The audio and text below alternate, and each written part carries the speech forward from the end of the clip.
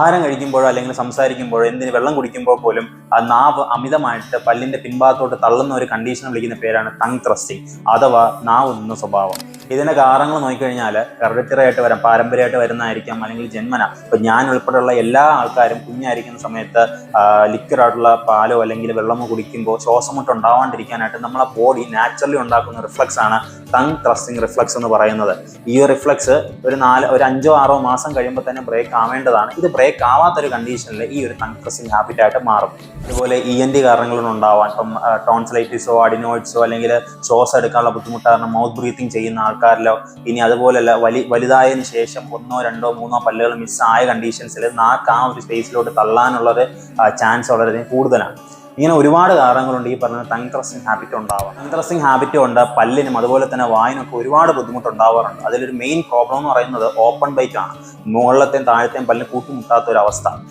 അതുപോലെ തന്നെ പല്ലിന് തള്ളലുണ്ടാവുക, പല്ലുകൾക്കിടയിൽ സ്പേസ് ഉണ്ടാവുക, പിന്നെ സ്പീച്ച് ഒരു മെയിൻ പ്രോബ്ലമാണ്. എസ് അല്ലെങ്കിൽ ഇസഡ് എന്ന് പറയുന്ന ലെറ്റേഴ്സ് കറക്റ്റ്ലി പ്രൊണൗൺസ് ചെയ്യാൻ പറ്റാത്തൊരു കണ്ടീഷൻ.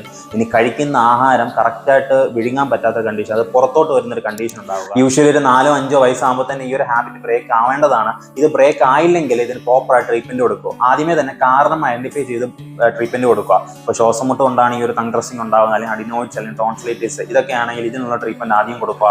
അതുപോലെ തന്നെ ഇപ്പം വായിലെ കാരണങ്ങൾ കൊണ്ടാണ്, ഇപ്പോൾ പല്ലില്ലാത്ത കാരണം കൊണ്ടാണ് പല്ലിന്ന് സുഖം, ആ പല്ലിനെ റീപ്ലേസ് ചെയ്ത് കൊടുക്കുക.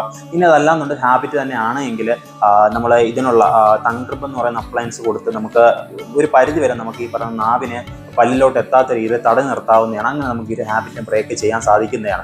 പക്ഷെ ഇതൊന്നും ചെയ്തില്ല എന്നുണ്ടെങ്കിൽ ഫ്യൂച്ചറിൽ അത് വലിയൊരു ഇഷ്യൂ ആയിട്ട് മാറും. നമ്മളെ വായിൻ്റെ മൊത്തം ഒരു എസ്തെറ്റിക്കലി തന്നെ ഇഷ്യൂ ഉണ്ടാവും, അതുപോലെ ഫംഗ്ഷനലിയും നമ്മുടെ പല്ലിന് ഒരുപാട് ഡാമേജ് ഉണ്ടാക്കും. നിങ്ങൾക്കോ അല്ലെങ്കിൽ നിങ്ങളുടെ മക്കൾക്കോ അല്ലെങ്കിൽ ഫാമിലി മെമ്പേഴ്സോ അല്ലെങ്കിൽ റിലേറ്റീവ്സ് ആർക്കെങ്കിലും ഈ ഒരു ടങ് ത്രസ്റ്റിംഗ് ഹാബിറ്റ് ഉണ്ടെങ്കിൽ അടുത്തുള്ള ഡെന്റിസ്റ്റിനോ അല്ലെങ്കിൽ ഓർത്തഡോണ്ടിസ്റ്റിനെ കാണിച്ച് അതിനൊരു സൊല്യൂഷൻ ഉടൻ തന്നെ കണ്ടെത്തുക.